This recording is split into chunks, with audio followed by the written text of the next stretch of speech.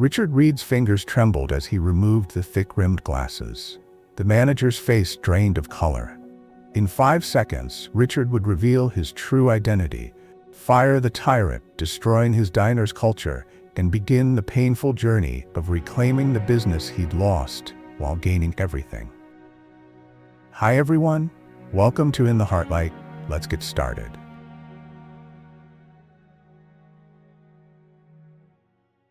Reed's Diners had been Richard Reed's life for over a decade.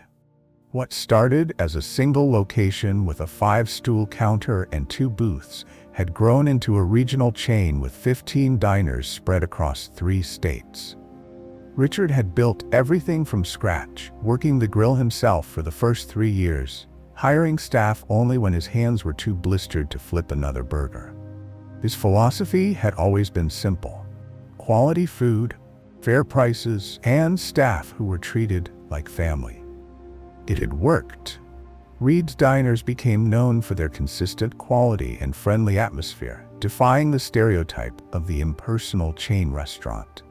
But success had gradually separated Richard from the day-to-day operations. At 58, he spent more time in board meetings than behind a counter. Regional managers handled operations, reporting to him with presentations full of metrics and growth projections. The hands-on approach that built the business had been replaced by quarterly reviews and expansion strategies. Until today, Richard Reed stared at the latest customer satisfaction reports spread across his mahogany desk. The numbers didn't lie. 4 of his 15 diners were showing declining ratings, with the Oakdale location performing particularly poorly. He ran his hand through his salt and pepper hair, a habit from his days as a short-order cook before he built Reed's Diners into a regional success. "This doesn't make sense," he muttered, flipping through the pages. "We've never had turnover this high." His assistant Janet knocked softly before entering with his afternoon coffee. "Regional managers are waiting in the conference room, Mr. Reed." Richard nodded, gathering the reports. "Thanks, Janet, and please, after 10 years, you can still call me Richard." She smiled politely but didn't respond. Something about that bothered him too, the increasing formality that had crept into his once family-like business culture. In the conference room, 3 regional managers sat scrolling through their phones. They straightened when he entered. "Gentlemen," Richard began, setting down the reports. "I've been reviewing these numbers. 4 locations with significant drops in customer satisfaction, increasing staff turnover, and yet your reports tell me everything is fine. Mark, Oakdale's in your region, what's happening there?" Mark Thompson adjusted his tie. "Just normal fluctuations, Richard. The economy's tight, customers are more demanding, nothing to worry about." Richard studied Mark's face, the slight aversion of eyes, the too casual posture. After 25 years in the business, he could spot the signs.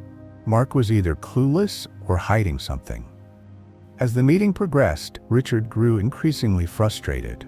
Each explanation sounded rehearsed, disconnected from the reality in those reports. When had his managers become so removed from what was happening on the ground? Later that evening, Richard sat in his home office, staring at his reflection in the dark window. The tired eyes of a 58-year-old man looked back at him. When was the last time he'd actually eaten in one of his own diners? Not the announced visits where everything was polished to perfection, but a real meal as a regular customer? An idea began to form. He reached for his phone. "Janet, I need you to clear my schedule for next week. Tell everyone I'm taking a personal retreat to work on next quarter's strategy." "Everything all right, Mr. Reed?" "Yes," he said, a plan crystallizing. "I just need to do some hands-on research." 3 days later, Richard barely recognized himself in the mirror. A week's growth of beard covered his normally clean-shaven face. His designer suits were replaced by worn jeans and a faded hoodie. Thick-rimmed glasses and a baseball cap completed the transformation. There was nothing of the polished CEO in this reflection.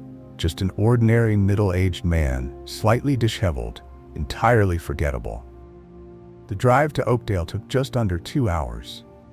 As he pulled into the parking lot of Reed's Diner number 8, his stomach tightened with anticipation.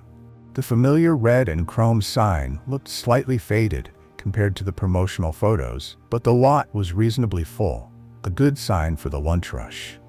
Richard took a deep breath before pushing open the glass door. The smell hit him immediately. Bacon, coffee, grilling burgers, the comforting aroma that had defined his life's work. For a moment, he was transported back to his first diner, when he'd worked the grill himself 7 days a week. A bell chimed as the door closed behind him. The interior was clean, but showed signs of wear, slight tears in booth upholstery, scuffed flooring near the counter. Nothing egregious, but not the standard he expected. "Sit anywhere you like, honey. I'll be right with you." The waitress, Susan, according to her name tag, called from behind the counter where she was filling coffee cups. She looked to be in her 30s, her smile professional, but her eyes betraying exhaustion. Richard slid into a booth with a clear view of both the dining area and the pass-through to the kitchen. He noted 3 other servers working the floor, all moving with the practiced efficiency of experienced staff. So far, nothing seemed dramatically wrong. Susan appeared at his table, order pad ready. "What can I get you to drink?"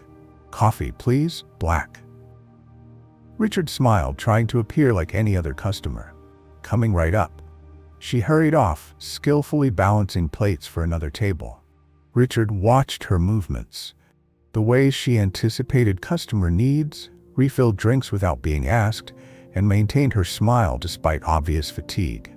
This wasn't someone who didn't care about her job. When she returned with his coffee, Richard ordered a classic burger and fries. As Susan called the order to the kitchen, a sharp voice cut across the diner. "Susan, Table 7's food has been sitting for 2 minutes. What are you doing?" Richard's attention snapped to a man in his early 40s wearing a manager's uniform. His name tag read Rick. His posture was aggressive as he loomed over Susan. "Sorry, Rick. I was taking a new order," Susan replied, her voice low but tight. "Well, now you've got cold food to deal with.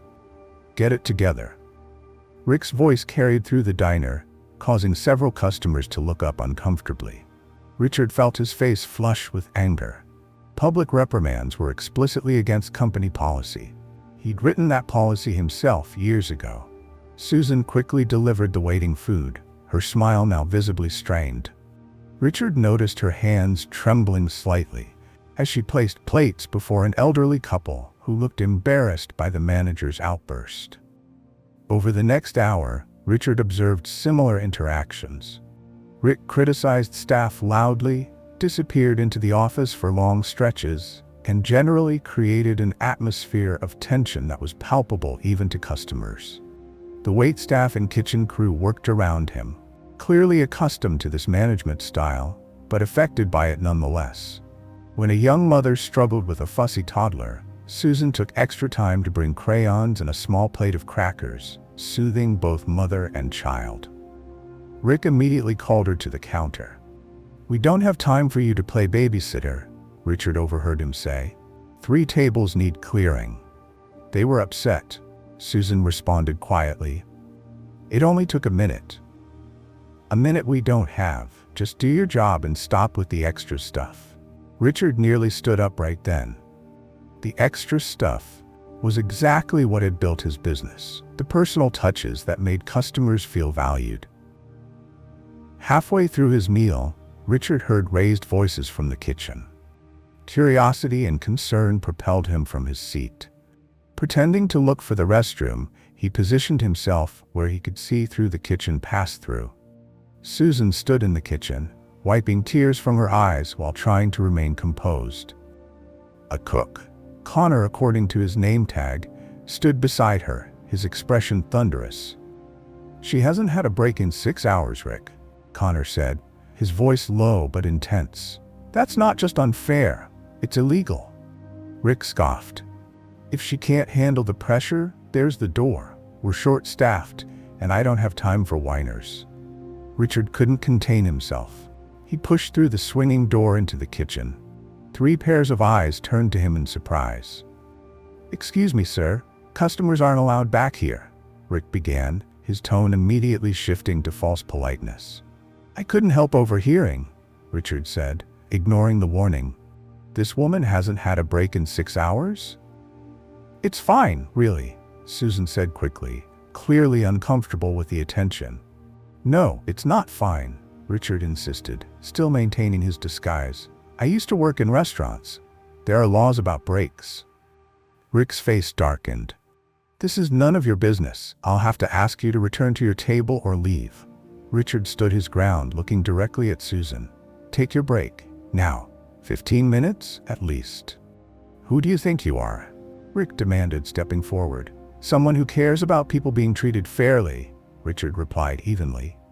And who's happy to call the labor board if necessary. A tense silence filled the kitchen. Finally, Rick stepped back. Fine. 15 minutes, he snarled at Susan. But when you get back, I need all your side work done before the dinner rush. As Susan left, looking both grateful and worried, Connor gave Richard a small nod of appreciation. Richard returned to his booth, his meal now cold, his mind racing. This was worse than he had imagined. As he observed the remainder of the lunch service, he took notes on his phone, documenting everything from staffing levels to customer reactions. He noticed Susan return from her break, immediately diving back into work despite her obvious exhaustion. When he paid his bill, Richard left Susan a generous tip and a note. Thank you for your excellent service despite difficult circumstances.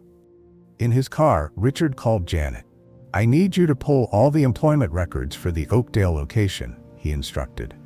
Particularly for the manager, Rick Lawson, and I want performance reviews, customer complaints, everything. Is something wrong, Mr. Reed?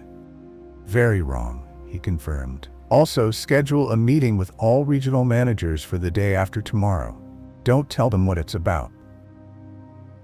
Yes, sir. Anything else? Richard paused, watching through the window as Susan emerged briefly from the diner for what appeared to be a quick breath of fresh air before returning inside. Yes, clear my schedule for tomorrow too. I'm not done here. Richard arrived at the diner early the next morning before the breakfast rush. He wore the same disguise, though he felt ridiculous now, playing detective in his own business. The same bell chimed as he entered, and he was surprised to see Susan already working, looking even more tired than the day before. Back again? She asked with a genuine smile as she approached his booth. The coffee must be better than I thought. It's good, Richard replied, returning her smile. You're here early. Susan shrugged.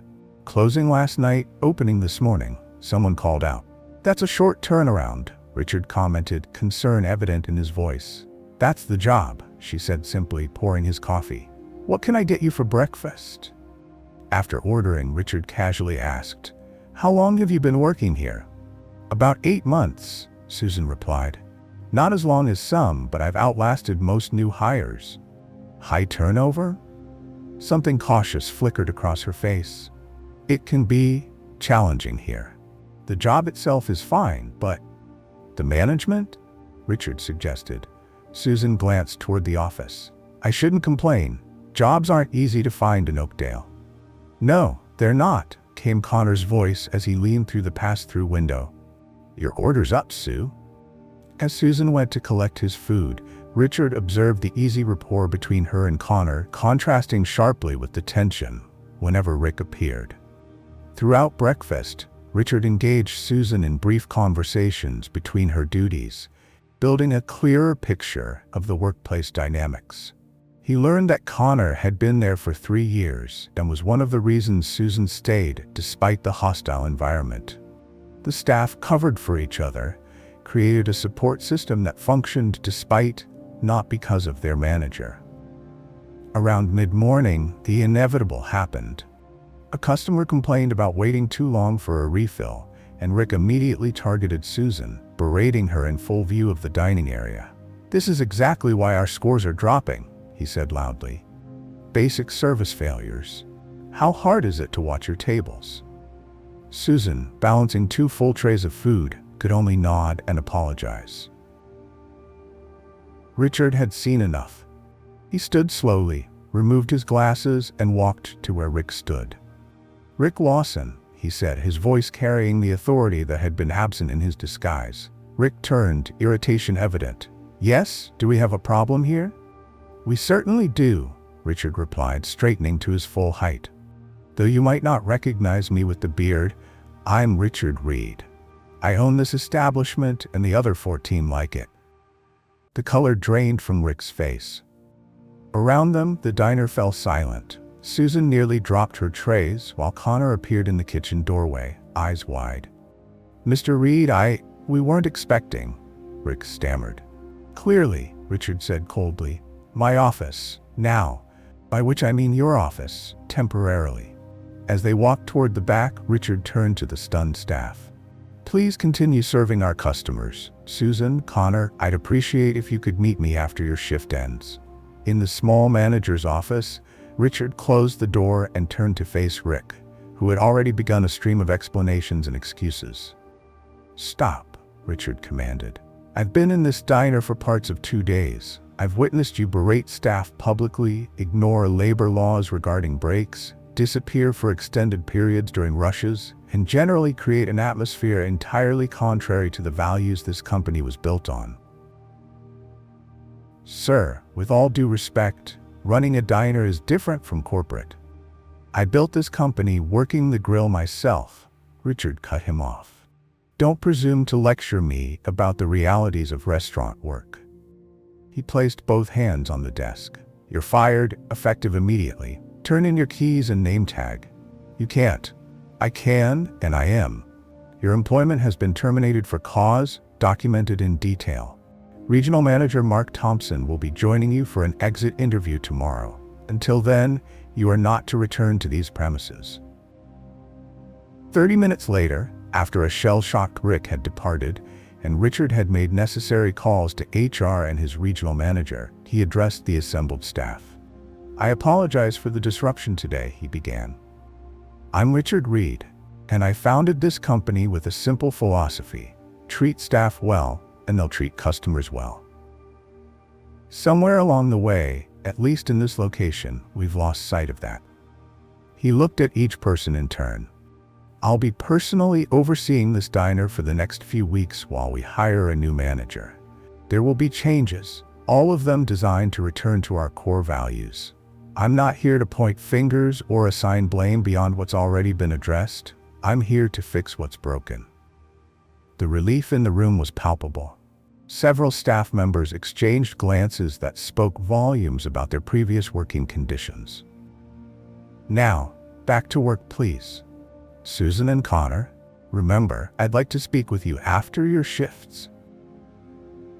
That evening, Richard sat with Susan and Connor in a booth after closing. Both looked nervous despite his attempts to put them at ease. "First," Richard began, "I want to thank you both. Despite working in conditions that were clearly difficult, you've maintained the level of service and quality that I've always wanted Reed's Diners to represent." "We just do our job, sir," Connor said, though he sat a little straighter at the praise. "You do far more than that," Richard countered. "You've preserved the heart of this place when its leadership failed." He turned to Susan. "You've been here 8 months under these conditions. Why stay?" Susan hesitated. "I need the job, honestly. But also, the team is good. Connor helps everyone get through the tough days, and the customers, most of them are regulars now. I'd miss them." Richard nodded, making notes. "Connor, you've been here 3 years. In your opinion, what needs to change most urgently?" Connor didn't hesitate. "Staffing. We're constantly short, especially on weekends. And equipment. The second grill hasn't worked properly in months, but Rick kept saying corporate wouldn't approve the repair costs." "What else?" Richard pressed. For the next hour, he listened as Susan and Connor outlined the issues they faced daily, from practical concerns like broken equipment to deeper problems with scheduling, training, and morale. Neither complained about their former manager directly, which spoke to their professionalism. "Thank you both for your candor," Richard said finally. "Now I have some immediate changes to announce. Connor, I'm promoting you to assistant manager with a 20% salary increase, effective immediately. Connor's eyes widened. Sir, you've been doing the job without the title or pay for months, according to what I've observed and what your colleagues say. It's overdue. Richard turned to Susan. You're receiving a substantial raise as well, and if you're interested, I'd like to fast-track you for management training. Susan blinked back sudden tears. Thank you, Mr. Reed. Richard, please, and there's more. He outlined his immediate plans, hiring 3 additional staff members, repairing all equipment, establishing a bonus system tied to customer satisfaction, and implementing a fair scheduling system that ensured proper breaks and reasonable hours. One last thing, Richard said, closing his notebook. I failed you both, and everyone else here. I let myself become disconnected from the business I built. That ends now. I'll be spending at least 1 day a month working in each location. Not as the CEO, but as part of the team. The disconnect between corporate and our diners stops today.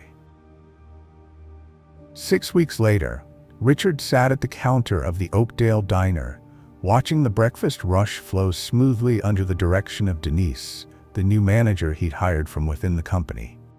The transformation was remarkable, not just in the repaired booths and working equipment, but in the atmosphere.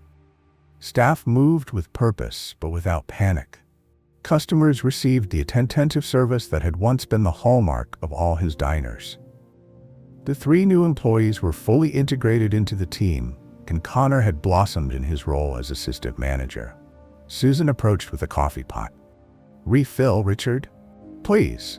He smiled as she poured. How's the new schedule working out? Life-changing, she said sincerely. Having consistent hours and knowing when I'll have days off. I'd forgotten what it was like to have a normal life outside work. Richard nodded, satisfied. And the management training program? Challenging but good. Denise is an excellent mentor. Susan glanced at the family she was serving. I should get back. Of course. As she walked away, Richard reflected on how close he had come to losing the soul of his business. The Oakdale location now had the highest customer satisfaction ratings in the company, and the changes he'd implemented there were being rolled out across all 15 diners. More importantly, next week he would begin his undercover visit to another location. Janet had already prepared his disguise, though she still thought the whole idea was slightly ridiculous. But Richard knew better now. The distance between the corporate office and the diner floor could be measured in more than miles, and he was determined never to lose touch again. When Richard returned to his corporate office later that day, he found the latest customer comment card waiting on his desk. It read simply, "Whatever changes you've made at the Oakdale Diner, they're working. It feels like a completely different place, warmer, more welcoming. The food was always good, but now the whole experience matches. Thank you for caring enough to fix it." Richard smiled, pinning the card to his bulletin board where it would remind him daily of what he had nearly lost and what he had rediscovered. In the restaurant business, as in life, success wasn't measured by profit margins alone, but by the human connections formed over countless cups of coffee and shared meals. His disguise had revealed the truth, that people, not numbers, were what truly mattered. 6 months after Richard's undercover experience at the Oakdale location, the changes had rippled throughout all 15 diners. The quarterly reports showed improved customer satisfaction across the board, with employee turnover down by 62%. But Richard knew the true measure of success wasn't in the numbers. He sat in his office, reviewing the photos from yesterday's company-wide Staff Appreciation Day, the first in Reed's Diner's history. Each location had hosted a celebration where regional managers served the employees, a symbolic reversal that Richard had personally insisted upon. The smiles in those photos told him more than any spreadsheet could. "Your 2 o'clock is here," Janet said, appearing at his door. She no longer called him Mr. Reed. Richard nodded. "Send her in." Susan entered, now wearing the crisp uniform of a manager in training. After completing the accelerated program, she would be taking over a struggling location in Riverside, becoming the 6th promotion from within in the past 4 months. "How does it feel?" Richard asked, gesturing for her to sit. "Surreal," Susan admitted. "A year ago, I was ready to quit. Now I'm preparing to run my own diner." "Nervous?" "Terrified," she laughed. "But Connor says that's normal. He's been coaching me." Richard smiled. Connor had proven to be an exceptional assistant manager and was slated to take over the Oakdale location when Denise moved to the new diner opening next month. "You'll do fine," Richard assured her. "Just remember what you learned from both sides, what to do and what not to do." Susan nodded thoughtfully. "I've been thinking about that a lot. The biggest lesson wasn't about schedules or inventory. It was about seeing people, really seeing them." "That's exactly it," Richard agreed. "When I stopped seeing the people in my business as numbers, everything changed." The new corporate policy required all executives and regional managers to work in a diner position for 3 consecutive days each quarter, without announcing their presence. What had started as Richard's desperate attempt to understand a problem had evolved into the company's most valuable leadership practice. Industry publications had taken notice. Just last week, Restaurant Business Monthly had featured Reed's Diners in their cover story. "The Reconnection Revolution: How One CEO's Undercover Mission Transformed His Company Culture." But the real legacy wasn't in the press coverage or even in the improved financial performance. It was in the stories Richard now heard regularly from his diners. The elderly couple who came in every Sunday because it feels like family. The single mother who appreciated the staff remembering her child's allergies. The teenagers who could afford to leave proper tips because the prices remained fair. Richard had created a new notebook, different from the quarterly reports and growth projections. In it, he collected these stories, writing them down in his own hand. The notebook traveled with him to every meeting, a tangible reminder of what the business was really about. "Before you go," Richard said to Susan, "I have something for you." He handed her a small leather-bound notebook.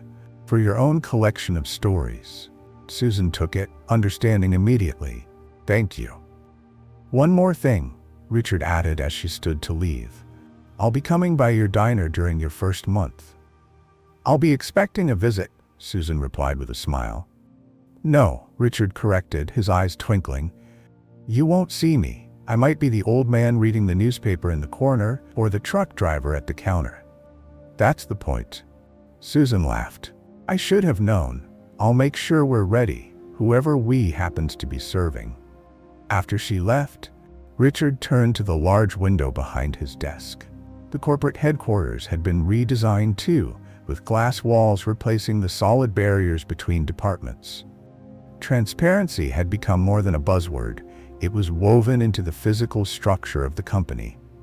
On his desk sat a small, framed photo of the original diner, barely more than a roadside shack with a counter and 5 stools. Next to it stood a pair of thick-rimmed glasses, a reminder of how much clarity can come from changing your perspective. Richard picked them up, smiling at the memory of his disguise. Some legacies were built on expansion, others on innovation. Richard Reed's would be different. A legacy built on reconnection, on the radical idea that seeing clearly sometimes required a disguise, and that the view from the booth could reveal truths invisible from the corner office. Love this story? Hit that like button and subscribe to In the Heartlight for more inspiring tales of everyday heroes. And don't forget to check out the videos currently on your screen. Thank you for watching. See you in the next video.